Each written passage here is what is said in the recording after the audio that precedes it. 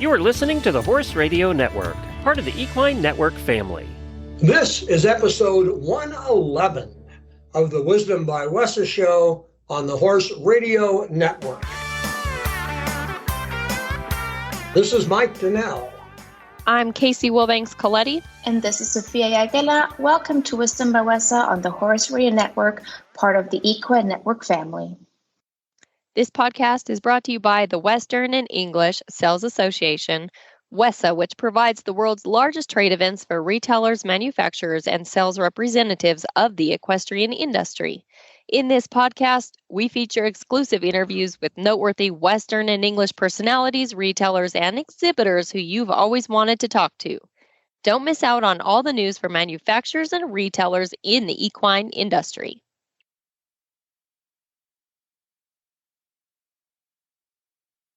The preparations for the August WESA trade show are in full swing. Sophia, what's something that we haven't touched on that'll be available in August? I think we covered a lot already, from exhibitor signups over advertising opportunities to buyer registrations. And if anyone has any questions about those topics, again, feel free to reach out to us. But what we haven't talked about is the 21st WESA Benefit Golf Tournament. From last year's event, I remember that WESA had hosted the event to support Little Britches. Is that the case again this year? Yes, all proceeds will go to Little Britches again, and they will also join us again on site. So we now welcome both player registrations and sponsorship signups. All amateur individuals or teams are welcome to join us on Wednesday, August 23rd at Topgolf in Dallas, Texas. And with your registration, you can not only play with us at Topgolf, but also get to be part of our Topgolf party, including dinner and drinks and a chance to win $10,000. Amateur players, they might be talking about you, or I might. No, you're close to a professional. I don't even qualify as an amateur, I don't think. Well, I'm not close to a professional, but if I was going to be in Dallas, I'd be there. Yes, I'd love to play. Time. I do not know how to play golf at all, but I wish I did. So the event is on the first day of the August WESA trade show, correct? Yes. So again, we changed the trade show pattern to Wednesday through Saturday. So the first trade show day, the right ends on Wednesday at 6 p.m. And then the Topgolf event starts at 7:30 p.m. So just shortly after. And you can sign up via our August event tab on wesatradeshow.com or by calling us at 800-295-1041, or also by emailing Amy at adill@wesatradeshow.com. It's going to be a great kickoff to the trade show, and we're super excited to play at Topgolf together again and also benefit Little Britches at the same time. During its 70-plus year history, Partrade has built a successful business providing retailers with a growing line of Western and English tack. Christine Fordham joins Wisdom by WESA to discuss the company's dedication to its strategy of marketing only through retailers, its belief in the value of sponsorships as a marketing tool, and her decision to join the WESA Board of Directors. Christina Fordham, thank you very much for taking the time to join us on Wisdom by WESA. Thank you for having me. You know, there's a lot of things we can talk about that I want to talk about Partrade and some of the background there. I want to talk about your role and your background. I want to touch on the company's use of endorsees to help market the program. But before we get through that, we're also going to talk about your decision to add yet one more hat to what you wear by being a member of the board of WESA. Why don't we start with Partrade?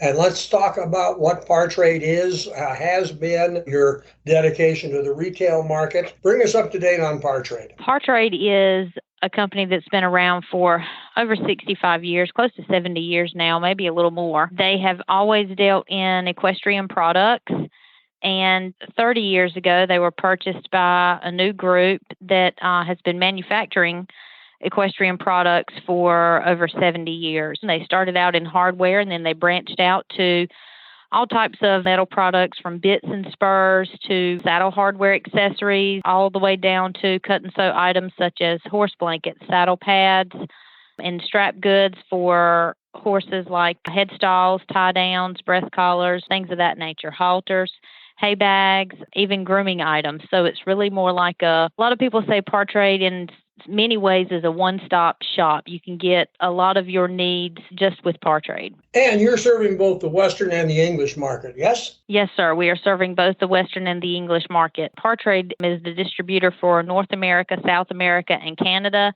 And we also have distribution in several European countries as well. So we are literally global. Okay. And we are, of course, in our industry and every industry, well into the website marketing, online marketing of products direct to consumer. But Partrade has had a loyalty to the retail distribution market for quite some time and intends to keep that for the foreseeable future. But talk a bit about your the company's attitude and its support of its retail customers. Our backbone is our retailers. Our retailers has been what has sustained our business all these years, and we feel like loyalty to our retailers first. So we really try very hard to maintain that loyalty and that retail relationship.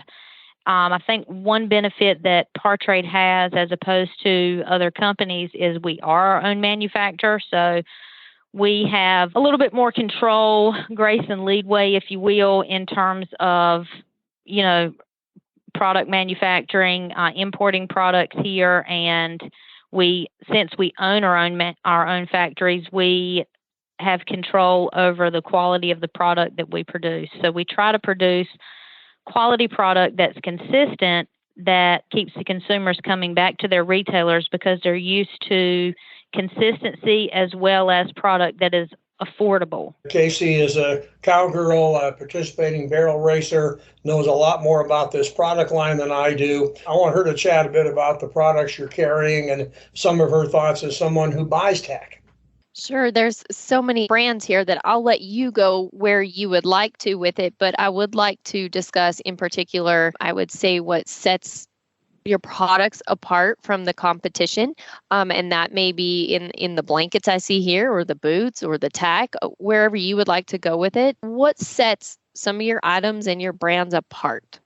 I think, at least for me, one of the biggest things that I see with this company as opposed to others is we really rely on our relationship with our sponsored riders to develop the product, and then which brand in particular that product goes under after that, whether it's Cowboy Tack, Lamicel, or Metalab. Lamicel and Metalab are large English brands in Europe, and we work with Olympic riders from all different disciplines to develop the products that we choose to put within those brands. And for the Western market, which is predominantly what we have here in America, we use Cowboy Tack. Cowboy Tack is a brand that we are really trying to elevate, but also keep affordable.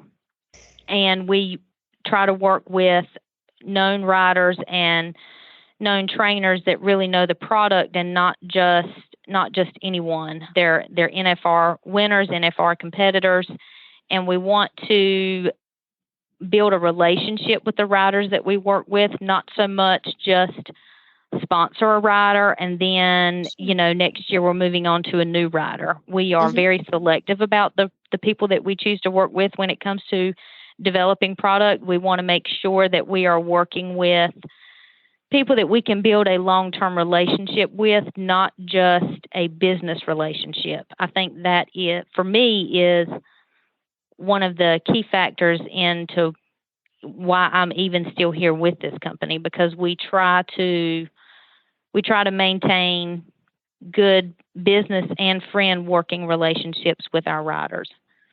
Sure. A partnership, and that complements both, the brand and the equestrian. Once working with a rider or trainer, do you also utilize them for your marketing purposes? We do utilize them for our marketing purposes. We believe that it's important that people know who's standing beside us in producing these products and developing these products. So we want to make sure that we're working with riders and trainers that are going to actually use them, and that can feel confident in what they're using and stand behind what they're doing. So we definitely try to utilize them when we can. You have a big job. There's so many brands underneath you, so many products to keep track of. I can't imagine, but I do want to talk just about Lamisil for a minute. And just blankets are a big thing with horses. The quality, the construction, the durability, the effectiveness, they're a huge deal. Can you just talk about the specifics of some of the blankets under that brand? Yes, I'm a blanket girl. Okay. I started out showing in, Western Pleasure and, Hunter Under Saddle, and, we are blanket people. So I have used blankets as long as I can remember. And I worked for another blanket company for years that makes phenomenal blankets. And when I started working here, one of the blankets that I really fell in love with was our ProFit blanket. It has so many extra features in it that if you love a turnout blanket, which I feel like a lot of your barrel racers use a lot of turnout blankets, a lot of people are starting to use turnout blankets just in the stall. They don't just use stall blankets anymore. So the turnout blanket, I think, has evolved over the years. It's turned into not just a turnout blanket, but a multi-purpose blanket.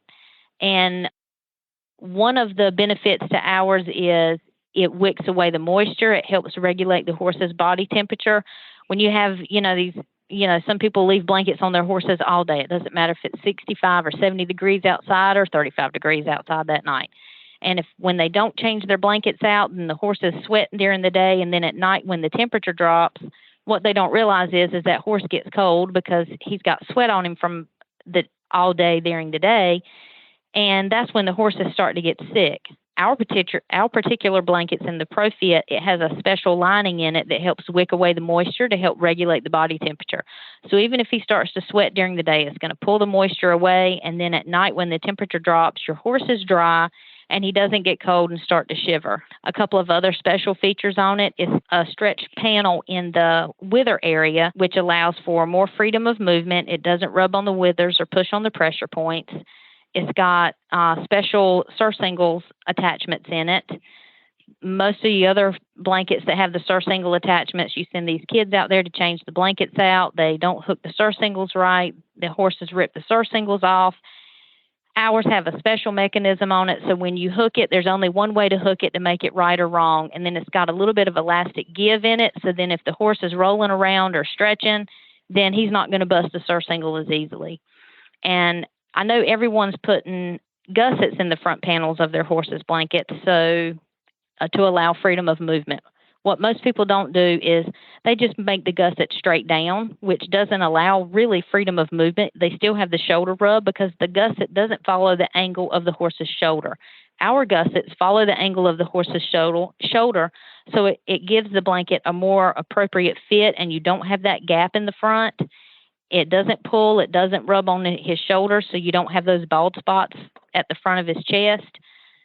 I was very skeptical about our blankets because I was a diehard blanket lover of another brand, but I was quickly converted as soon as I started using our ProFit blankets, and now that's the only blanket I use on my horses. Well, I'm sold. So I live in Colorado, and it's funny. You described my situation completely. It's 80 degrees during the day right now, drops to 48. I don't leave the blanket on all day, obviously. But even when you're putting a blanket on at 8 p.m., it's still a little too warm. And so, but it drops. So it's just like the perfect combination for it. And before I throw it back to Mike, we do want to talk about you being a board member. I just wanted to talk about your fly sheet in the Lamisil just real quick, and then we'll move forward. The fly sheet, the ProFit fly sheet has the same features in it as our ProFit turnout. It's got the stretch panel on the withers, so you don't have to worry about rubbing there. It's got the special surcingles in it. It's got the gussets in it, like I explained earlier. But it's also got that protective textiline material that's rip resistant. I know a lot of people like to use the more flexible fly sheets. The problem with the flexible fly sheets is, yes, people think in their mind that it's cooler, and they think that it's softer on the horse, but it traps heat more. It's also more more apt to rip because the material is just not as durable. With our particular textile that we use on our fly sheets, it blocks the UV rays, it's durable for turnout, and they're still not going to sweat in it when you turn them out during the day. If it's 80, 90, or 100 degrees, you can still turn them out in it. Here in North Carolina, we have 100% humidity. It's 100, 110, 115 degrees during the day in the summertime. Now, yes, most people, if they have a barn, they need to be putting their horse away in it if they can. But then you have a lot of people that just do pasture turnout all during the day, but they want to have a little bit of protection on their horse from the sun, especially if you've got a horse that's got, any sort of skin allergies and is allergic to the sun, and they'll blister up. So our fly sheets are actually perfect for that because they still allow airflow and allow the horse to stay cool, but they're durable for turnout, and it has all of the same key features that we put in our blankets transfer over to the fly sheet. Are you a wholesaler looking to get into more stores?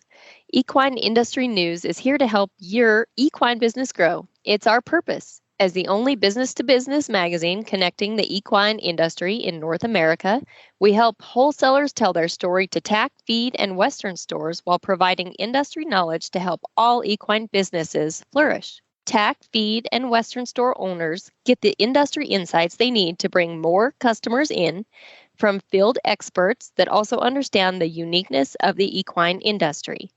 Gallop forward with Equine Industry News by visiting equineindustrynews.com today. In addition to what we're talking about, you've decided to devote some time to WESA and become a member of the board, and which is admirable. We love people who are willing to take a leadership in our association, but we know it's a commitment, and I would love to talk with you and have you tell us a little bit about why, in addition to all the other things you're doing, you decided you wanted to help provide some direction to WESA. The market is ever changing, and I feel like, especially coming out of COVID, and I think everybody can attest, there's been a rapid change. It hasn't been a gradual change. It was like an overnight 180-degree flip for everybody.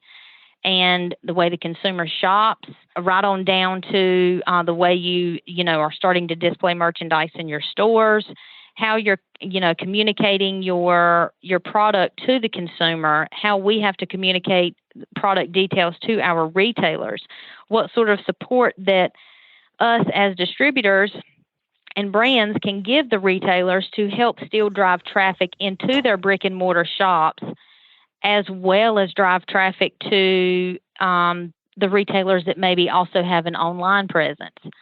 So nowadays, I feel like people don't shop in brick and mortar stores as much as they used to. And it's not just our industry, it's everything. I mean, they even have apps now that you can go and virtually try on clothing. So the new generation of buyers, consumers that we have growing up, they are going to be online shoppers.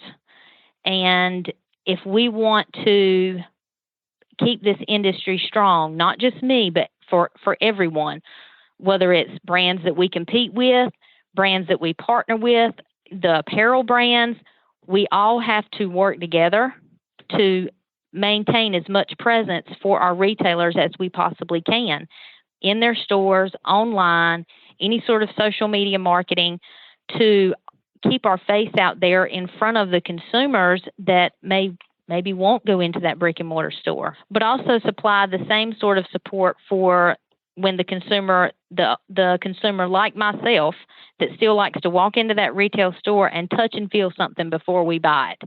So instead of us just being a touch and feel industry, we also have to shift our gears to also make ourselves available to the consumer that is a virtual shopper. And I feel like the best way for me personally to ensure that the industry that I have grown up in, the industry that I love and I'm passionate about, the one that I wake up for every day, is to involve myself in every area that I possibly can to ensure our survival. Let me ask you another question. You are obviously a very successful female executive in our industry. As you participate on the WESA board, does that give you a different perspective, a useful perspective that you think you can share with the board that they really wouldn't have without a successful female executive on the board? I think that every group, whether it's WESA or any organization that has a board, or you have an elect members that are all making decisions, I think diversity is important in a lot of ways.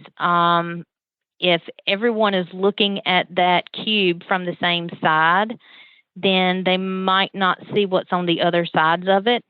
So if you can, anytime you can add another person's perspective that has a different background, whether it's, me, I just so happen to be a female, but not just being a female, I have a lot of factory knowledge. I have a lot of international knowledge in terms of sales and distribution.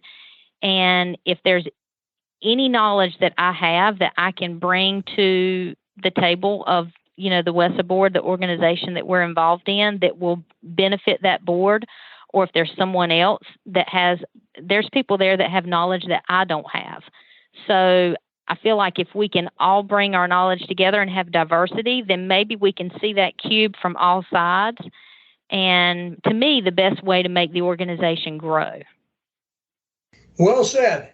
And I think that what you said, what you're saying is not only going to be a benefit to the WESA board, that would be a benefit to boards and governing bodies and decision makers in virtually every business. And we thank you for spending the time with us on Wisdom by WESA. It's been fun chatting with you to learn about Partrade. I learned a lot about horse blankets and about fly sheets, as did Casey. But more than that, it's just been kind of fun to talk with you because you come from a deep background in the industry, but you're forward-looking, and we thank you for taking the time. Thank you very much for having me. I enjoyed it.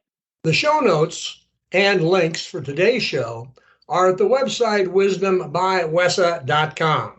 And of course, we always want to hear your feedback. There is a contact link on that website. The Wisdom by WESA show will be published on the 15th and 30th of every month.